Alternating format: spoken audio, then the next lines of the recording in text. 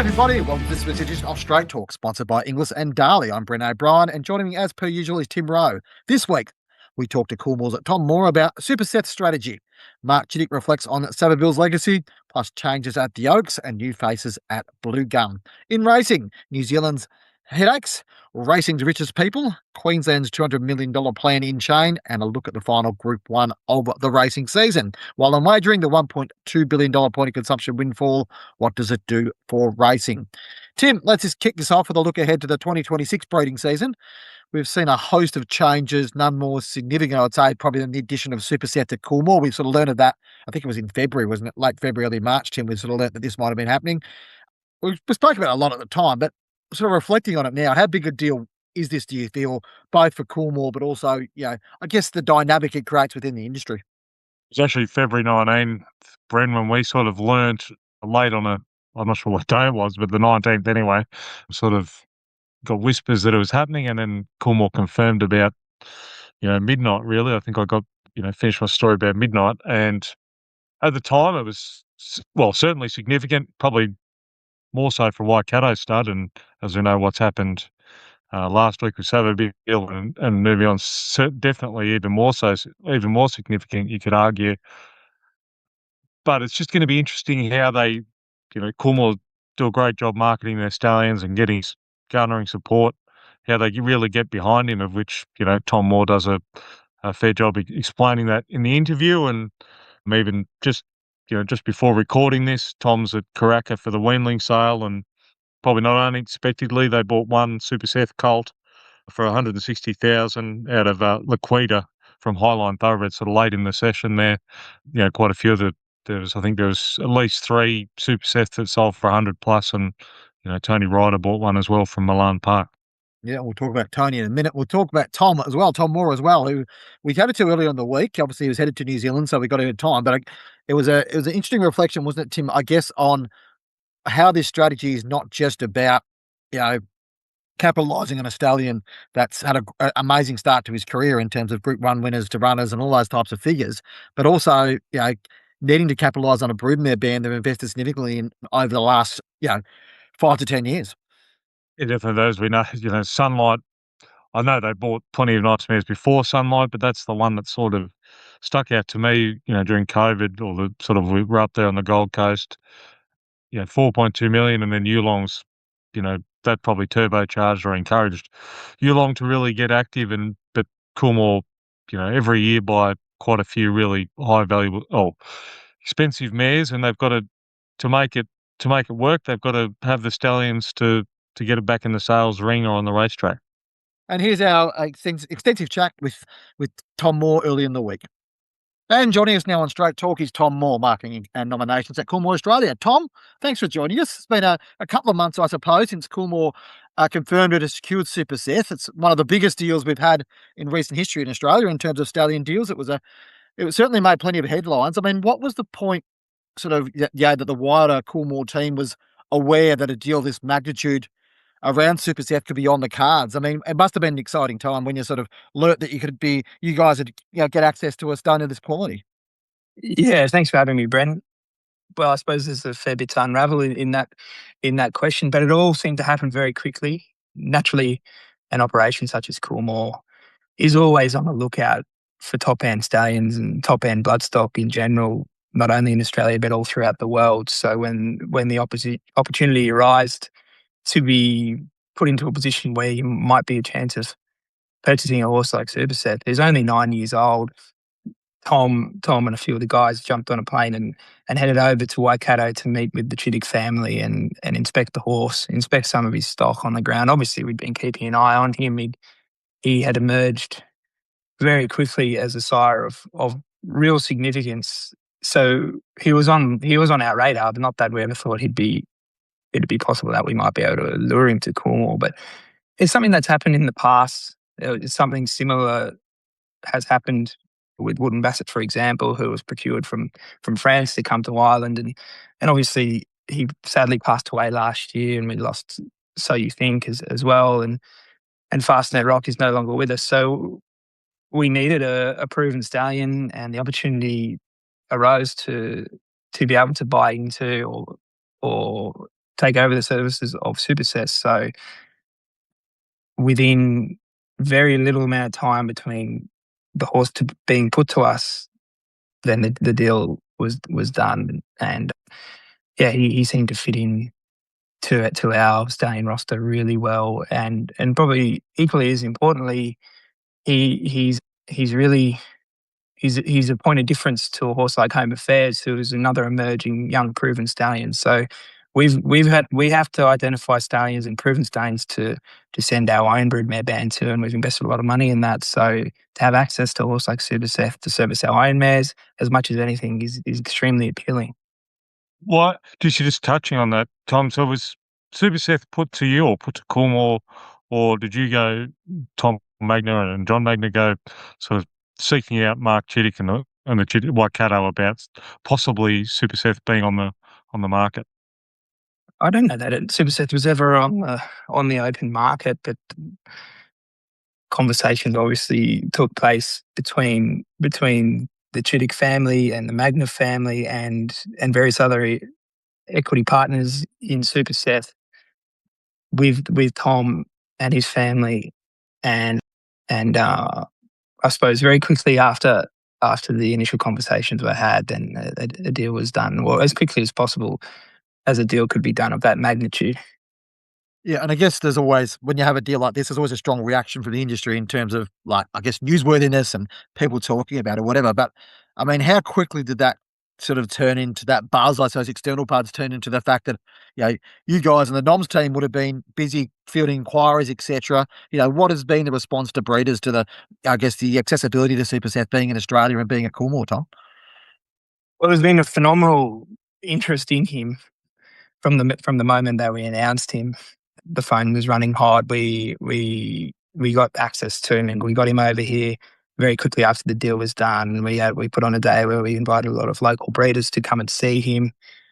But and a lot of what he's done, both on the track himself and with his progeny, has been in Australia. So he's he's a name that people know through his progeny and through his deeds on the racetrack.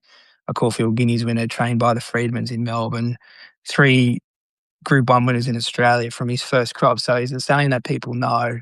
And in a time where there is a lack of high-class proven stallions such as Super Seth, yeah, he's really fallen on a lot of people's radar. Some of the initial shareholders in Super Seth, certainly Jonathan Munns, who raced him, I know he's retained all his equity in the stallion, and he, I imagine, will be backing into the hilt come this season. He does have as we know, a very, very good broodmare band. Yeah, he's supported him every year. He's had a lot of luck in doing so. He's bred linebacker.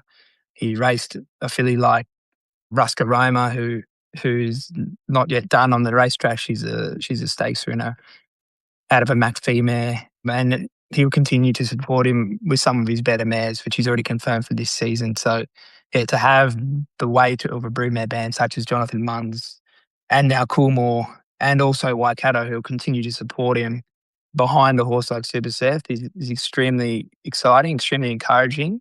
And he's only a young horse, so where what we've seen on the track so far for Super Seth, he's only just getting going. I mean, he's not an unfamiliar sideline to Coolmore, obviously a grandson of High Chaparral and that famous, Sadler's Wells line. Have you got a view of sort of what sort of mares will do and will suit Super Seth in Australia? Well, he's quite a versatile stallion. He's had a champion 2-year-old already in La Dorada. He's had 2 Guineas winners in Linebacker and Feroce, and he's had a Derby winner in Maison Louis. He's got a pretty talented 3-year-old there with Chris Waller in the way of Kilman. But obviously, he's covered a load of O'Reilly mares, Savabeel mares. He seems to work very well with McPhee mares for whatever reason. But he's going to be exposed to a much different group of mares here in Australia, probably a faster group of mares. And that was one of the things that appealed to us in terms of our own mares and bringing him to Australia is how versatile he appears to be. He's produced a horse like Linebacker, who's a fast horse. He won a Silver Eagle and he won a Guineas at Randwick in Sydney. But he's out of an Oasis Dream mare, who's out of a Timber Country mare, who's out of a Dionysus mare.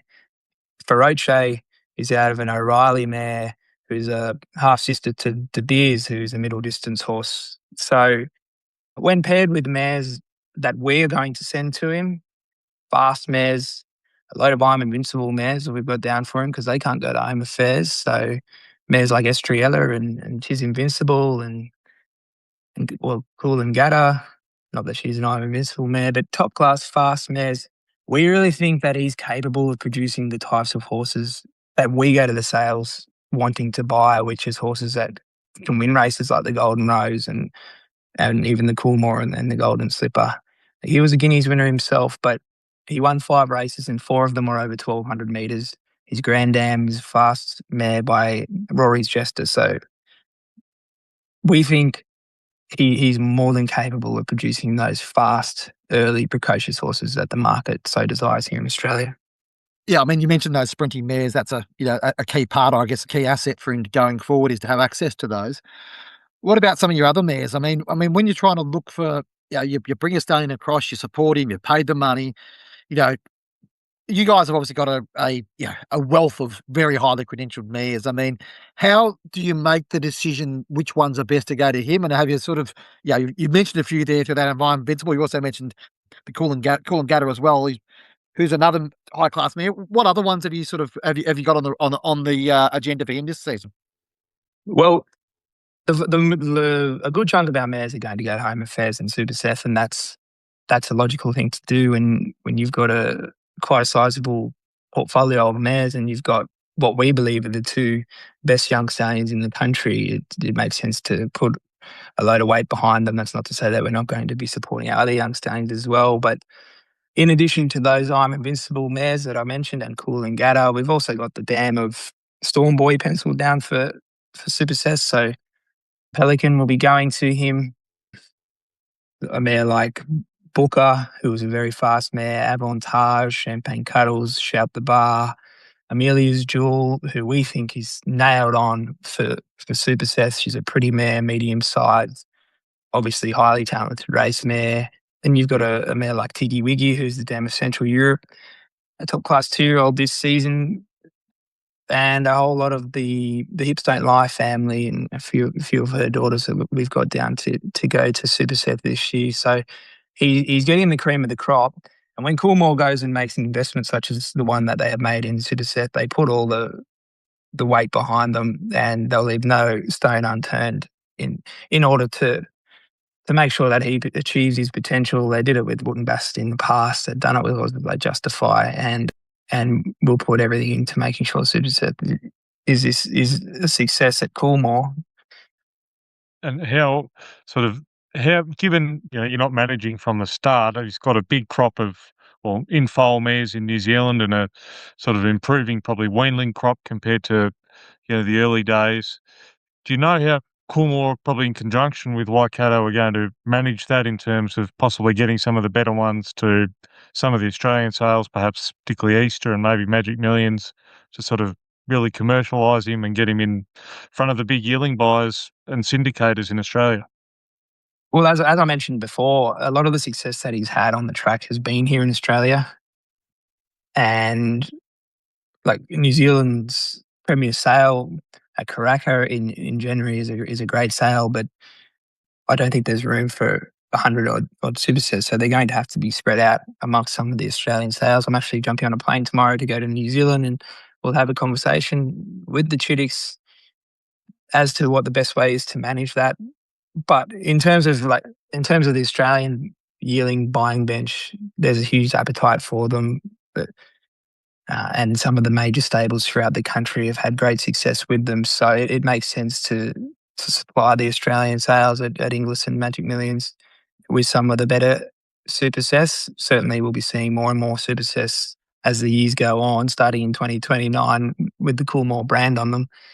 But we'd be delighted to offer some on behalf of New Zealand breeders. And there's a weaning sale there on Thursday with 9 Super Seths, and we'll see if there's one that we might be able to bring back over this side of the Tasman. Tom, you mentioned before about, you mentioned Home Affairs, and he'll be a dominant winner of the first season champion, season sire this season. He's had a great great run. I mean, how is your roster setting up? Obviously, you spoke about the fact you've had some, I guess, generational change, probably unintended in some ways with the passing of, say, Fink and Wooten Bassett. But, your confidence is there that, like, Coolmore's well set up. It's got these two, I guess, key pillars you've talked about, Super Seth, home affairs, you can build upon, but you've got the strength around them to ensure that, that Coolmore name could be up there at the, top of the charts, for years to come. Well, like I said before, we think with Home Affairs and Super Seth, who are only 7 and 9 years old respectively, we've got two of the best, if not the best, young stallions in the country. An operation such as Coolmore needs top-end proven stallions, and we wouldn't trade them in for anything. So it's a pretty exciting position to be in. Home Affairs has done something which is pretty rare in that he produced a golden slipper winning colt in his first crop, and we were lucky enough to be able to purchase Guest House subsequently, so he'll join him on the roster one day. And obviously Super Seth starting better at stud than almost any New Zealand stallion in history. So to have them on the roster, both commanding fees in excess of $100,000, both in the very formative stages of their careers at stud, it's going to be a pretty exciting 10 years ahead for Coolmore.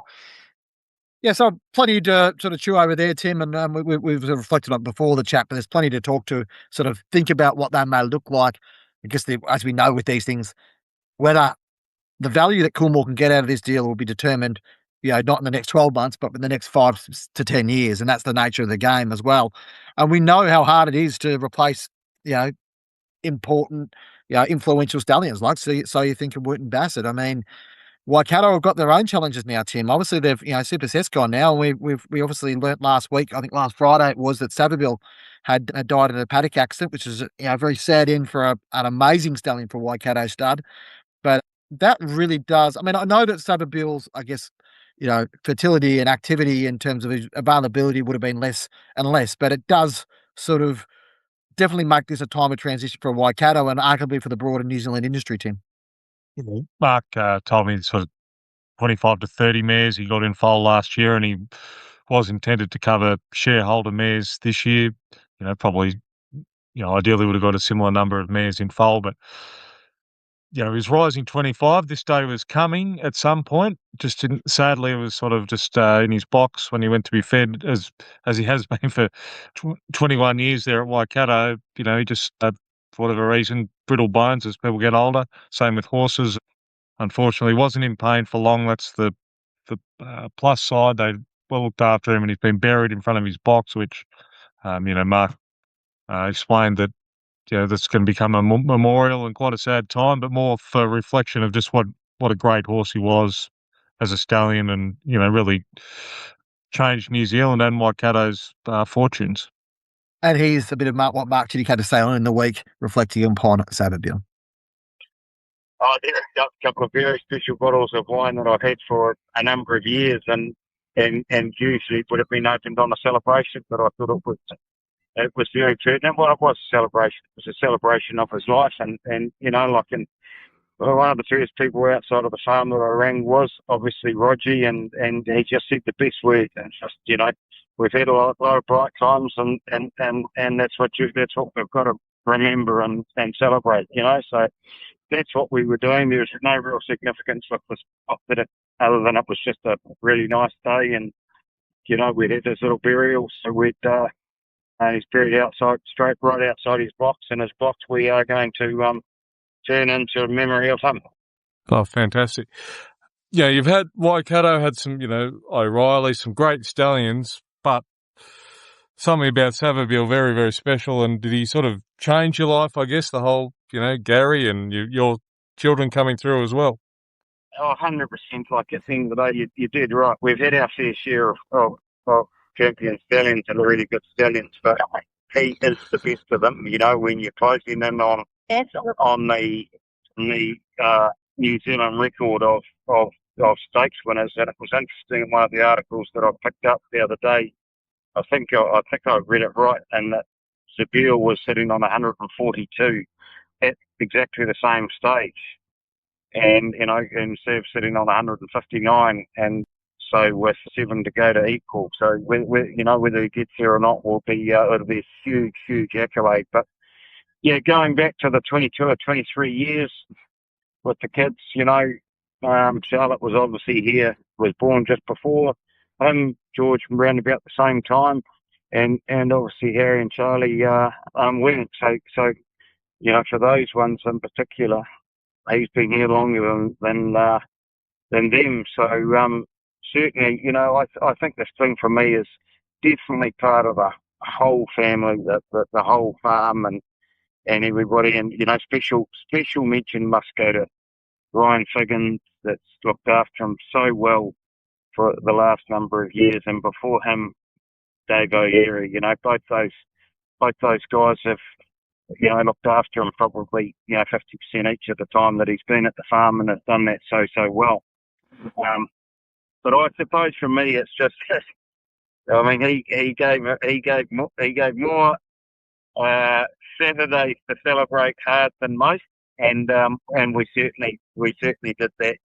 But the achievement, what he's achieved, and is still achieving, and as we've said so many times, 2-year-olds through to older horses, fillies, colts, sprinters, stayers, broodmare sire, all of those things. Like, he really is. He's just the best. And hopefully there's a little bit more to come. Obviously, probably some unraced 2-year-olds and certainly yearlings and weanlings. And I don't know how many mares he's got in foal, but there's hopefully a little bit to come yet. 100%. Like, I think it was 25 or 30 that he ended up with in foal. And as you say, they are still to come.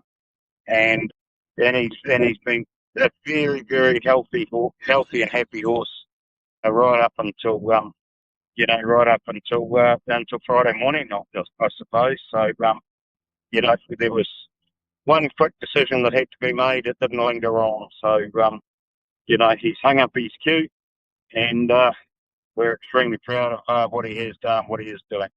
The following segment is brought to you by Darley. The Darley roster is one of the real talking points this season, and the numbers show why.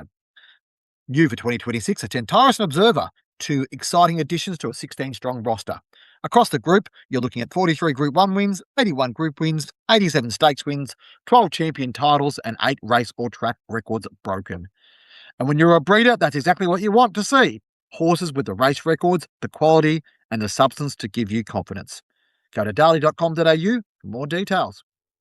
Yeah, so it's obviously hard when you lose a stallion. We've lost a few big ones in the last couple of years. Schnitzel obviously last year, Fastnet Rock. Obviously we spoke about Say Think and Wooten Bass at Savabeel as well. Not in their class, but I'd love to acknowledge, got a message today from Waikato Stud, Tim in here in Tasmania, that Tough Speed has died at age 29. And look, he was never up there with those types of stallions, but he was certainly a wonderfully versatile stallion, American bred horse that came to Tassie and really made an impact for those day-to-day horses. And I said, studs feel those losses, don't they? And that's important as well. Speaking of studs and changes, Tim, it was interesting report during the week. The one we've been waiting on for a little while has been the transaction involving the Oak Stud in New Zealand and what might happen there. But it wasn't the buyer we thought it might be. No, I was starting to doubt my sources there, having, a deal was imminent. And I was sort of, again, was doubting myself and questioning what I'd got wrong or who was I speaking to that sent me down the garden path. But doing a bit more research and speaking to Rick Williams from the Oak Stud and the eventual buyer, Tony Ryder from Milan Park, who's the neighbour of the Oak Stud. No, there was a Hong Kong consortium that we're going to buy the Oak Stud, and I think they were still on the cards up until, 10 days ago. But Tony Ryder sort of just had a light bulb moment or a what if, I didn't want any regrets, and he came forward, made an offer, an unconditional offer, and it's been bought and will be settling next July, the end of the 2026-27 racing season, effectively, which is good for the industry in terms of Tony. It'll stay a thoroughbred stud, and he'll expand his numbers. And he's a great guy, Tony, and I think it is a positive for the industry. What happens to that Hong Kong consortium will be interesting. They have been buying breeding stock, so hopefully they persist with that. Maybe they don't have the farm, but hopefully they continue to invest in bloodstock this year and for years to come. Yeah, there's plenty of places to put horses if you don't own the farm. So, I'm sure they'll be able to find a deal, but they might as well do that at the moment. The other one I wanted to sort of touch on too with Tim was, look, I mean, I'll give Jason and Mel Stenning and their investment at Blue Gum has been, they've had a reasonable crack there, I suppose. Certainly at the sort of part of the stallion market there within. They lost Shajardin, I think, in the last 12 months, Tim, which obviously was a blow to them, sort of having building him up through. But they've sort of backed themselves back in on this stallion strategy by announcing this week that both Libertad, who is the Winterbottom Stakes winner, and Coleman, who is a Golden Slipper runner-up colt, will be both standing at Blue Gum this year. Interesting development. I think it sort of does, we need those, to be felt, we need those $5,000, $10,000, $15,000 stallions to continue to provide for the industry, and especially if we're going to have affordable bloodstock moving forward. And it's good on them for having enough of a crack to make this, try to make this work. Given they've already got Flying Artie and also Oxley Road at the start, it's good to see them sort of getting their numbers back up again. Yeah, they came in and sort of ran COVID as well, and really Jason and Mel, and then bought Blue Gum. They've invested a lot of money.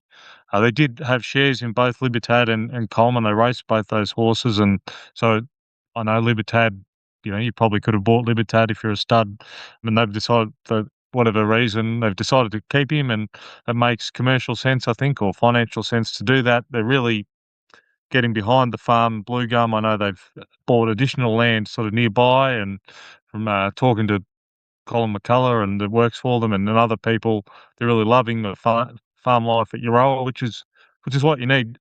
Yes, they brought a lot of capital to the game and invested a lot, but passion's what drives, keeps people in the industry, and the fact that they're enjoying it and continuing to invest in stallions and broodmares. They bought quite a few broodmares with Suman Hedge this year, backing their stallions and outside stallions. I think it's, again, a bit like Tony Ryder and Milan and the Oak Stud. It's important for Victoria that Blue Gum's successful, and there's options there for breeders, and hopefully one, two, three of them all become commercial, or commercial success stories.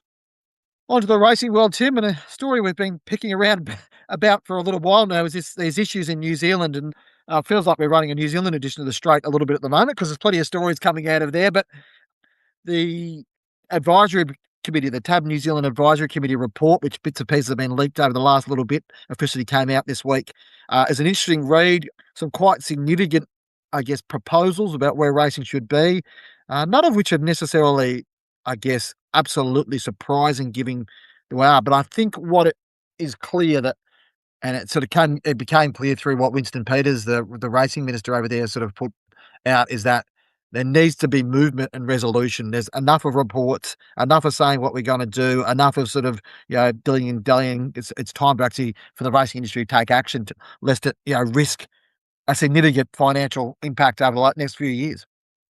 So that's basically, as Winston said, the two parties, the NZTR administration and Russell Warwick, a lovely guy, as we know. Westbury Stud is chairman of that, and Matt Balesti, who spoken to the Straight multiple times about where the industry is heading or how they're trying to tackle it. There's probably needs to be, those two bodies need to come together and work, and try and work in one direction as much as possible, and a clear messaging, I think, needs to be for the industry to try and give the industry some confidence. Yesterday, NZTR came out with their sort of response to the recommendations put forward by the advisory group, and in the first sort of release said, they haven't got prize money funding assured yet for next season, and then it was sort of updated saying, no, they'll guarantee those funding for the next 3 months. The industry needs some certainty about what that stake money will be, whether it has to go down or whether it'll be the same. Certainly, can't forecast it'll be going up, but hopefully in the next few weeks, there's a lot of, for the greater good of the industry, they all come together, and certainly the short term forge what the next season's going to look like revenue wise and prize money wise, because there's just a lot of uncertainty at the moment, and they need to find the common ground of things they can agree on. Yeah, there's a lot to work through here, isn't there? And I think what was interesting too was Winston Peters' reaction was that you guys have got to sort your own stuff out before we're going to do anything from a government perspective. They've got enough on their agenda coming up, over the next few months without having to and because among the recommendations were tax and regulatory reform to sort of, fix up a few of the, I guess, create more incentives and create, a better environment for that. Well, that's probably not going to happen in the short to medium term. And, Winston Peters' message was pretty clear. And it was also a little bit of stuff about giving TAB in New Zealand some options around the betting and gaming settings, talking about possible casino licenses. We've spoken about that in New Zealand. So I don't think that will happen. I think, and fair enough, given we've been talking about a lot of these issues for well over a decade in New Zealand, the government's pretty much saying you need to sort yourself out and you need to work out what you got and what you haven't got before we work out what we're going to do for you. And I think it sort of mirrors what the government attitude is probably a little bit around Australia as well. It's like we won't interfere unless we have to. We'll get into discussion about Queensland in a minute, but it's just a really interesting time for New Zealand racing, and there is pressure on, and there are factions, and there are powerful people that have got some opinions, and other powerful people have got another opinion. You hope that they can get together and work this out, Tim, because there is long-term damage that could be done to the New Zealand industry. And only 3 years ago, we were talking about Entain walking in there, and it was going to be a massive breath of fresh air and change things. The same issues still persist by the look of things. There's an election coming up at the end of the year, so from a MP's perspective or a government's perspective, there's probably not a lot of upside to rushing something through through Parliament. So that'll have to wait till those big picture items will have to wait till after the election, and whether Winston Peters holds his seat or the party and his power as racing minister. So that's another thing altogether. As I said, a big plank of that advisory board is the consolidation of assets and possibly the selling off of tracks or land, and which is contentious, of course. If you're associated with a certain region or a certain track, you don't want your local to go. And there's been criticism that under the advisory boards, there's too much focus, or even NZTR, I should say, too much focus on Ellerslie, which is the pinnacle track in New Zealand, as opposed to the regional tracks. And it is a very fine balance, and I can see both sides of it. Absolutely perfect segue into Queensland, which has got the same issue. It's got a lot of tracks around the state, well over 100, that it's trying to, that's part of this deal. So earlier this week, the Queensland budget was delivered. It did confirm that it was $200 million for the Future Fund. Those two $200 million lots were put in different parts of the budget, which was interesting enough, and certainly caused a few flutters on my phone for a while there, Tim, on Tuesday when we're trying to work out where the money's going to come from. This hopefully sets up Queensland racing to do things going forward. Whether they can do what they need to do with $200 million is the question mark. There is funding included. There's a debate about when that funding should have been included, but for $25 million basically to demolish the John Power stand at Eagle Farm and rebuild some facilities, but not to rebuild a stand in its place. Now, that is believed at some point when an agreement is made that it will take the form of a loan from that future fund back to the Brisbane Racing Club in order to hopefully fund the redevelopment of that stand and a rebuilding of that stand. But then beyond that, we've got all these other things. We've got, Toowoomba and Marburg harness tracks. We've got Bundaberg straight greyhound tracks, all of which are a little bit, I guess, politically motivated and perhaps questionable from a return on investment point of view. You hope that this certainty gives Racing Queensland the ability to push forward. They still don't have a permanent CEO. I know that's probably not far away, an appointment there and what that's looking at, but Lachlan Murray's been doing a pretty good job for the last 15, 16 months or so. Racing needs certainty. Politics and racing are always dangerous when mixed together. We spoke about that in the last episode, Tim, but I think, it's an issue for Queensland. There's some progress to be made there still. I guess the money's now there. Now it's about the deliverability, and we've seen in New Zealand that doesn't always happen, does it, Tim? And sort of you followed that Queensland story closer than me, but on budget day, sort of reading some of the mainstream press with the Olympics coming up, there is going to be, well, certainly major budget pressures, and to fund the Olympics and other normal infrastructure and projects. Who takes the cut? And racing, is going to have to work very hard to lobby and make sure they're getting their fair share to get these important projects over the line, I would think. Yeah, I think the $200 million is it for now. They won't get any more from the government. Given they got 80% cut of pot, they won't get any more. Talking about getting cut of the cash, Tim, you covered a story this week about racing's richest people, and I had a look at the Australian Financial Review's top 200 wealthy list from about a month ago, and sort of picked out a few key racing stories out of it. But what stood out most to you about that, Tim, about that story? I mean, I obviously, there's some massive investors in racing and bloodstock. Yeah, and what stood out to you from that? From the fellow looking through that list. Oh, well, there's obviously discretionary income or spending is, that's what racing sort of relies on. And, obviously the wealthy individuals that affords them the opportunity if they're captivated by racing, and there's quite a few of them. And what the angle I took on that story, which was briefly met Mike Gregg in Mulberry Racing and Lachlan Sheridan, his grandson, and obviously Brad Widdop's the trainer and great guy Brad as well, good Riverina lad.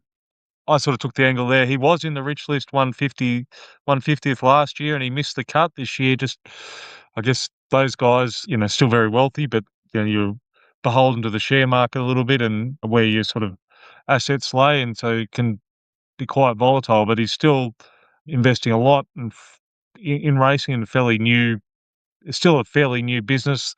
I know they had at least two winners at Hawkesbury on Tuesday. They were pretty promising young horses. So I think Mulberry Racing here to stay for a fair while, I would think, and got some nice horses with their sort of data-driven model that they're pursuing. And then, of course, there's the usual names: Nigel Austin's been around for a long time, Rosemont, Cotton On.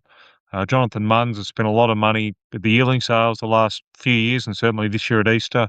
He had another good year professionally, business-wise, according to the Financial Review, and there's a few others as well, of course, that hopefully their business interests continue to go well, so they can continue to buy and breed and own horses. Yeah, and some of these people are selective in the market, like Nick Wacken is an example. That his wealth has gone through the roof in the last 5 or so years through his lithium investments, but he's still relatively selective about where he sticks into the market. He does like to buy at the reasonable, sort of higher end of the market. But no, it is interesting sort of how these guys are sort of applying their wealth, and it's really important for racing. We talk about contributions from government and contributions from various funding and wagering, all that sort of stuff. There's a discretionary amount of money that comes into racing through bloodstock. Those things don't happen. Like, if you look at the money that came in, I've been listening to the audio book, The Horse Trader one with Robert Sangster. You look at the money that came into the industry back then. A lot of that was discretionary income. It wasn't people sitting there thinking, we're definitely going to make our money back. Racing does need that money to flow through, and that makes it important as well. One of the people that has previously featured on that list is John Singleton, Tim, and it's a good little segue into Gerringong. He's fully using, and Mary's going around as one of the favourites in the Tats Tiara on Saturday. Yeah, that mare's changed stables recently. Went to Chris and Corey Muntz and aimed at the Group 1. Did run very well first up, and so it can be quite a valuable win if she can land the Group 1. I guess it is maybe arguably one of the weaker Group 1s, sort of looking at the field at the moment, but time will tell. And there is a patent committee meeting coming up next month, so maybe whether that race is put on the warning list, I'm not sure. I mean, Graham Begg's got Splash back, and speaking of Jonathan Munns, he's got Tullery's in the race as well for Peter Snowden. Yeah, and he's got a good record. We've also got Manal in there as well, and within the law. So, look, I would say it's a good quality mares race, but is it the best addition to this race we've seen? No way. It's probably going to fall short of the mark unless we're going to see a freak performance. But look, I mean, I guess it's a challenge. We could talk about sort of, what races deserve to go up and down as much as we want. But anyway, it is the last Group 1 race of the year, and it'd be interesting to sort of reflect back on that. Obviously, it's been a year that's been dominated from a Group 1 sense, by Chris Waller and James McDonald. The following segment is brought to you by Inglis. Inglis, Australia's leading thoroughbred auctioneer and one of the most respected names in global horse racing and breeding, is excited to announce the return of the Inglis Internship Program, for which applications are now open. Inglis Internship is a full-time position that provides a successful candidate the chance to gain an in-depth insight and understanding to all facets of the racing and breeding industries across the entire Inglis business. To apply for the Inglis Internship, send a current CV with appropriate references and a cover letter explaining why you're a worthy candidate to internship@inglis.com.au. Applications close on July 3. Tim will round off our tour of all topics of the straight and wagering, as we often do. I've just put up an article about, I guess, gambling tax contribution to Australian taxation and where point of consumption tax sits within that. I thought it was an interesting sort of time to do it because the state budgets are all done now, so you can pretty much just go through the figures and work out on an Excel spreadsheet as I have, because that's how I work on things. AI is not quite into the conversation yet with me, but have a look at how much money is actually generated through gambling tax on a state-by-state level, but also by point of consumption. So if you look at it there's $151 billion generated in taxation from state governments in Australia, state and territory governments in Australia. Of that, 10.5 billion, or around 6.9%, is from gambling. And of that gambling amount, 1.25 or $27 billion is from point of consumption tax. Now, point of consumption tax didn't exist until 2017, so it's obviously a new revenue source for the government. It continues to grow, despite the fact it probably hasn't grown at the rates government have wanted it to. What is interesting when you sort of look at it from a raw number point of view, is the point of consumption tax is delivering roughly 300 and, so my numbers are right here, I'm just going to double check that. I'll triple check. No, 615 million. Sorry, Tim, I got that number right now. $615 million back into the racing industries, three codes, through funding agreements. Now, it's really become an important thing, Poch. It's a really important thing to monitor, I think, for the racing industry, because it gives us an idea of what the broader engagement is, but also whether the tax regimes are working. There's lots of discussion around Queensland at 20%, whether they should have come back. The ATC are at the ACT, not the ATC, getting confused with my acronyms there, are at 25%.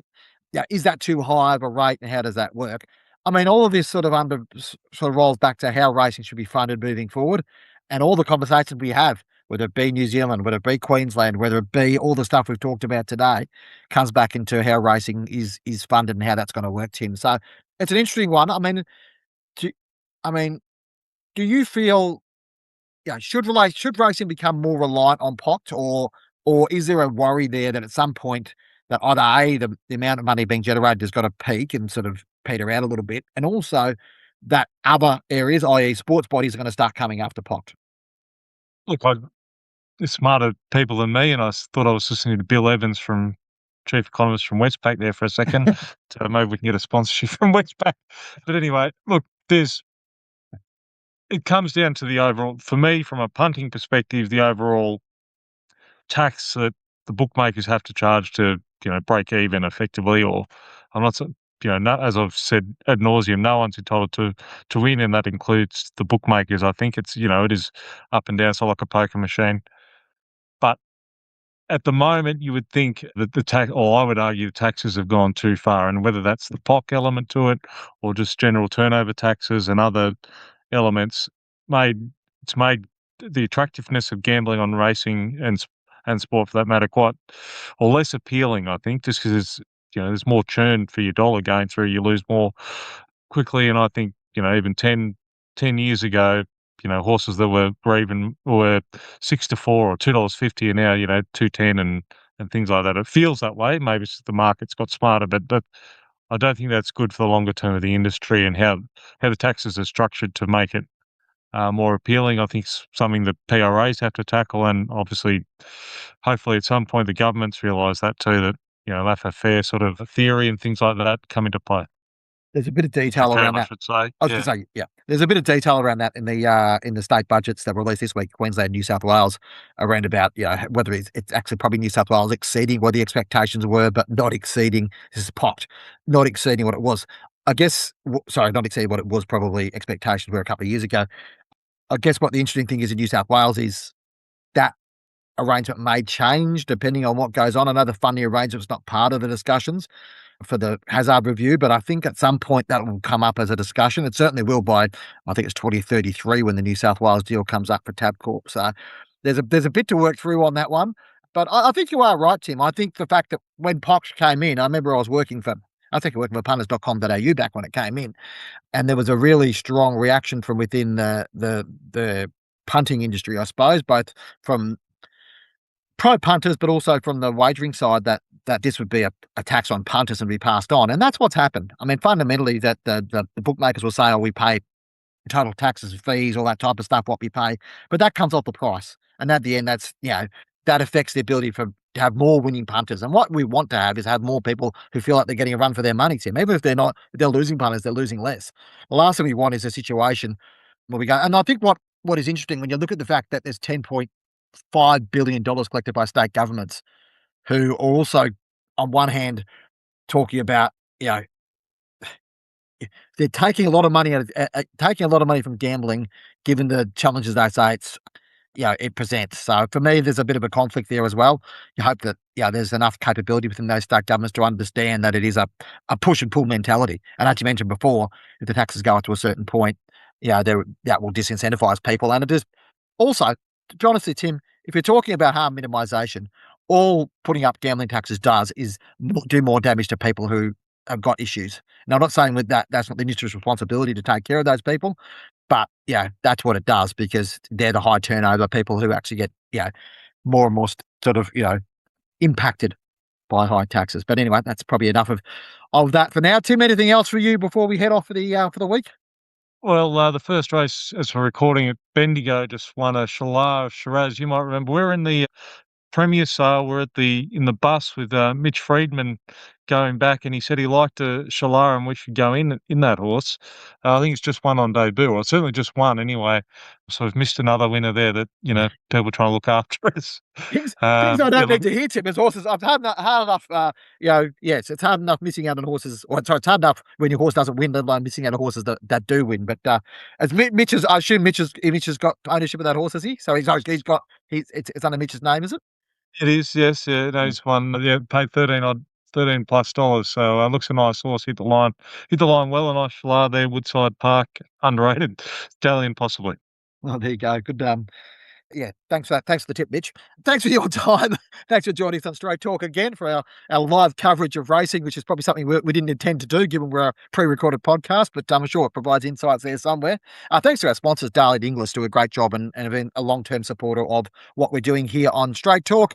Don't forget to give us a rating where you listen to us, and be sure to subscribe. Be sure to sign up to the Straight daily newsletters and 7 days newsletters. Just go onto the front page, thestraight.com.au, put your name and email in there and sign up, because it's well worth doing that. Those newsletters are free and available to everyone. We've also got membership as well, which we've spoken about before. We've got a discount. There's a little code there. I think it's EAFY. Oh my goodness, 26. I think it is. I'll double check that in terms of what the actual code is, but there is a code available to those who want to get a discount on an annual subscription. Thanks for your time. Appreciate it. We'll talk to you again next week.